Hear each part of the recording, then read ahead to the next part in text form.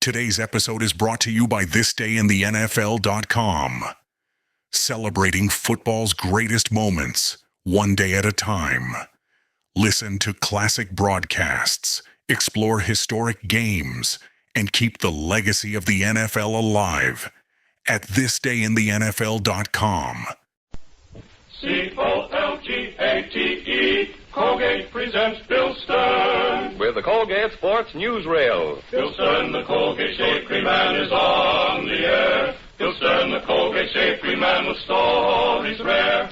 Take his advice and you'll look clean. You'll get a shave that's smooth and clean. You'll be a Colgate Christmas fan. Good evening, ladies and gentlemen. This is Bill Stern speaking from Washington, D.C. and bringing you the 239th edition of the Colgate Sports Newsreel. We've come to Washington tonight to interview our special guest, Mr. J. Edgar Hoover, the head of the FBI. But first, Reel 1, Portrait of Mother's Day.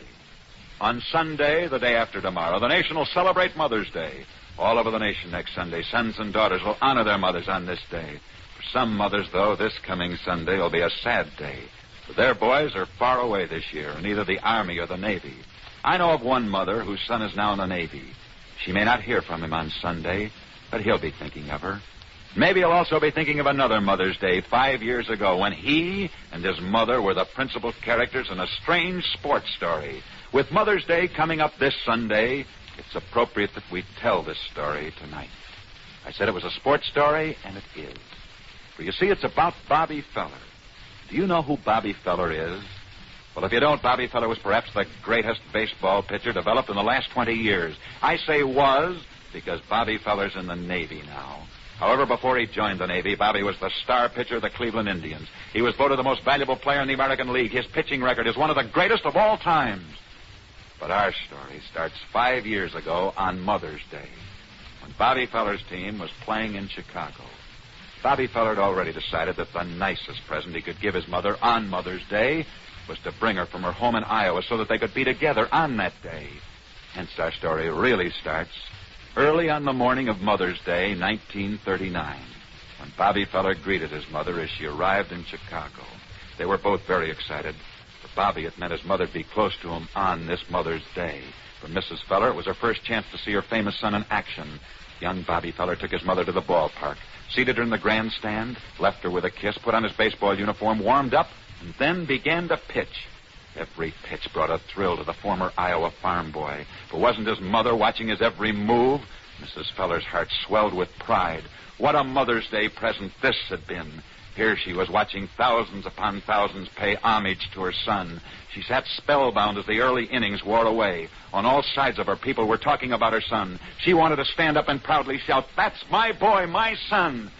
But she remained inconspicuous, just one among a vast throng of 40,000 people.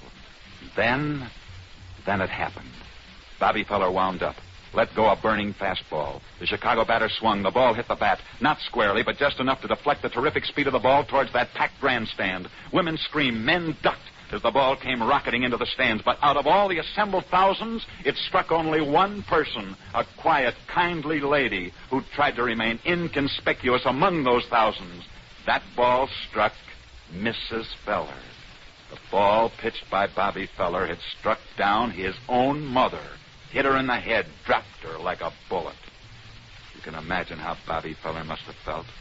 He was at his mother's side in a second. He carried her tenderly to a first aid station, saw her taken to a hospital, prayed and prayed hard that no injury would result, and none did. And only when word came that Mrs. Feller was going to be all right did Bobby Feller return to that game and go on pitching. That night, a somber-faced youngster sat staring into space. His mother was talking. "Bobby, you must forget this. I'm all right." Shortly afterwards, Mrs. Feller went back to Iowa, and the story of the most unusual Mother's Day celebration was ended. This coming Sunday will once again be another Mother's Day. Bobby Feller's now at sea in the Navy. His mother's in Iowa. And yet I'm sure on this coming Sunday they'll both be thinking of another day. Another day 5 years ago, when a baseball thrown by the famous Bobby Feller struck only one person out of 40,000 people watching a ball game. And that one person was his own mother. And it happened on Mother's Day. Reel 2. Off the screen, Flash Gordon, the great water champ, is Buster Crabbe. About the time the other babies were learning to crawl, Buster Crabbe was learning the Australian crawl. This great Olympic swimmer held 16 world championships. You see, cutting speed records is a lifetime habit with Buster Crabbe. So naturally, he's a booster for Colgate Brushless Shave Cream. You're right, Bill. And, men, here's what Buster Crabbe writes. I just spread on that Colgate Brushless straight from the jar. No wasting time rubbing, soaking, or brushing. I pick up minutes right there. And then once over lightly with my razor, and I'm on the last flat. Finally, I duck my face and razor, and I'm under the tape for a fast, smooth, easy, comfortable shave every time. A real championship shave. Thanks a million, Bill, for putting me in the swim with Colgate Brushless. You hear that, men? Colgate Brushless Shave Cream can help solve your stubble trouble, too, because it's made for you fellas with tough whiskers and tender skin. The second you smooth this light, fluffy cream on your face, it gets to work. Softens your beard right down to the skin line so your razor can skim the surface clean and close without snagging or pulling. Let me tell you, my fellow shavers, Colgate Brushless is no quitter. It stays moist and active clear through your shave, leaves your face clean and smooth, your skin mighty comfortable. I wish you'd prove this. Yeah, go ahead. Try Colgate Brushless, the shave cream of champions. If you don't say it gives you a clean, cool, comfortable shave every time, send the top of the carton to me, Bill Stern, care of Colgate, Jersey City, Zone 2, New Jersey, and I'll see that you get double your money back. Get Colgate Brushless Shave Cream and get it tonight. Reel 3. Colgate's camera close-up of J. Edgar Hoover. Tonight we've moved the whole show to Washington, D.C., to interview one of the most famous men in America, the man whose job it is to track down spies and gangsters. And here he is in person, the famous head of the FBI, Mr. J. Edgar Hoover. Good evening, Bill. Good evening, sir. What sports do you like the best? I've always been interested in baseball and boxing, basketball, and wrestling. I know that you are an ardent sports fan, but tell me, Mr. Hoover, do you encourage the members of your FBI to take part in sports? Indeed I do, Bill. We have a Federal Bureau of Investigation Recreational Association. Just for that purpose. We have a pretty fast softball team, too. You mean, Mr. Hoover, that the members of the FBI have a ball team? Not one ball team, Bill, but about 40 ball teams. They play their games at night and on Sunday mornings. That's amazing.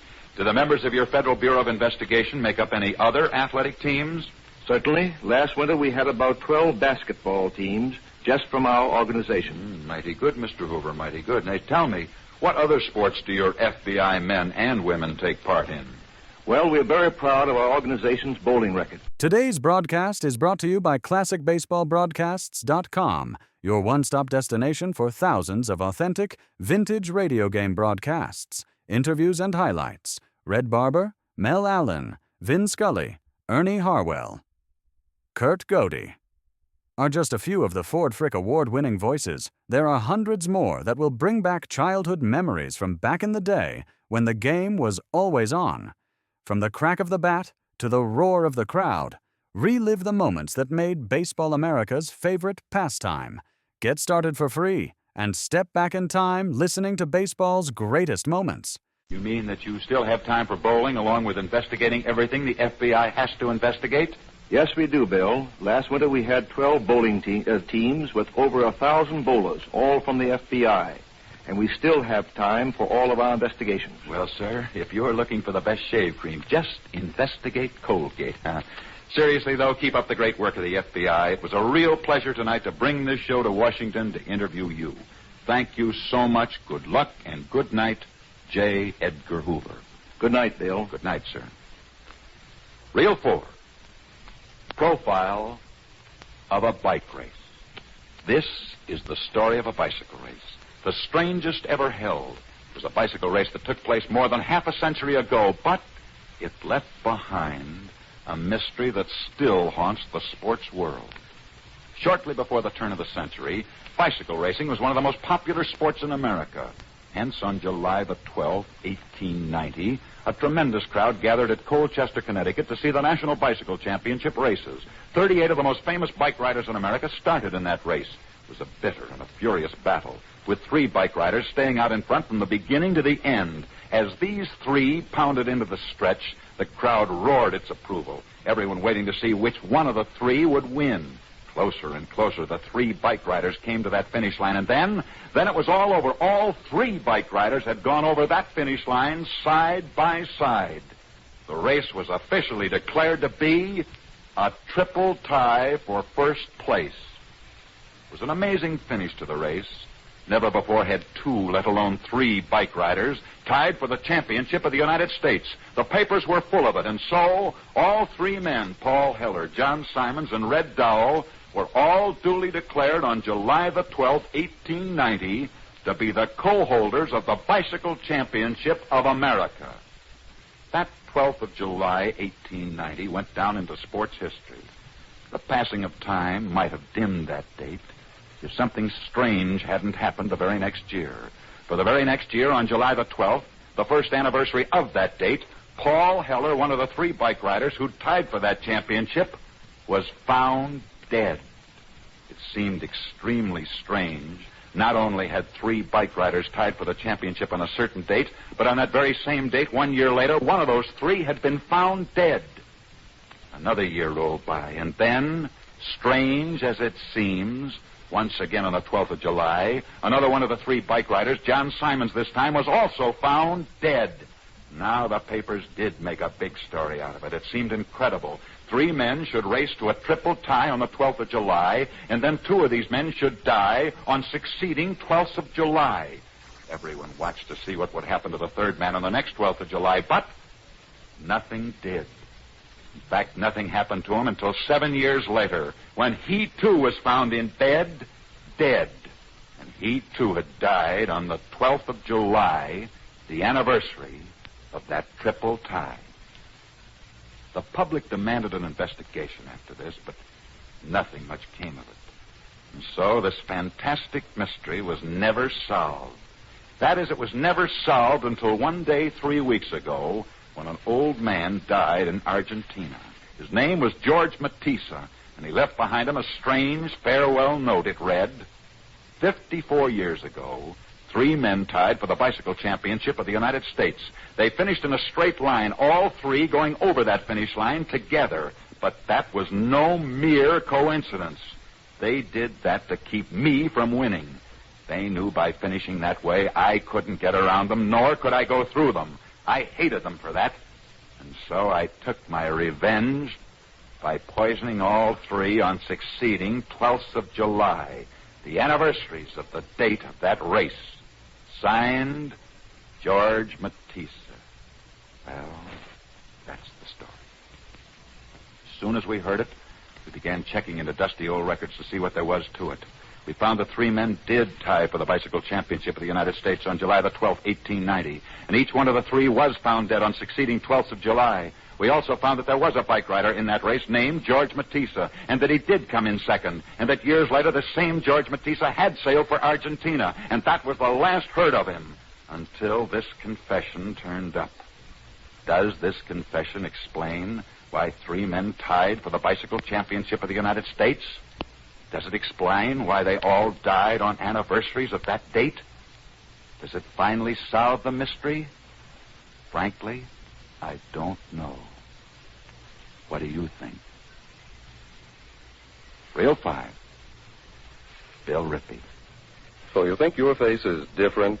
You think your whiskers are tougher than the next guy's, and you can't imagine anyone with a skin as sensitive as yours? Well, millions of men are that way. But here's how they make their face behave through a shave. They use Colgate Brushless, the shave cream of champions. It's made especially for men with wiry whiskers and sensitive skin. A few strokes with your razor and your face comes clean without snagging or pulling and no after irritation. And you'll be happy to hear Colgate Brushless isn't greasy or gooey. It rinses off your skin and razor easily.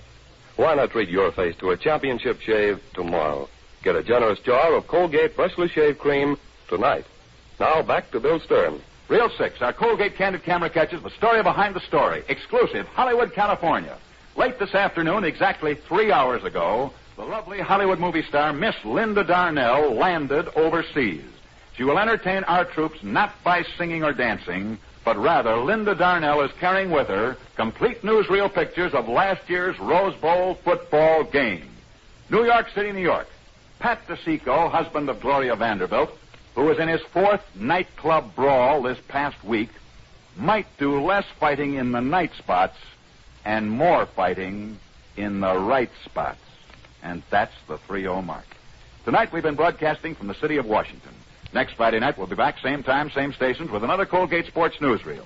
Our guest next Friday evening will be that great star whose band is heard nightly over this network, Mr. Fred Waring. Be sure and be with us at our usual time next Friday night when we present as our guest one of the most famous orchestra leaders in the world, Fred Waring. See you then. And until then, I'll be seeing you on the screen in the News of the Day newsreel at your favorite Lowe's or Associated theaters. Now until the same time next Friday night, this is Bill Stern saying good night from Washington. Bill Stern, the Colgate Shapery man, is on his way. Bill Stern, the Colgate Shapery man, had lots to say. He told you tales of sports heroes, the inside dope he really knows. So listen in next Friday night. Colgate. This program originated in Washington, D.C. Today's episode is brought to you by ThisDayInTheNFL.com. Celebrating football's greatest moments, one day at a time. Listen to classic broadcasts, explore historic games, and keep the legacy of the NFL alive at ThisDayInTheNFL.com.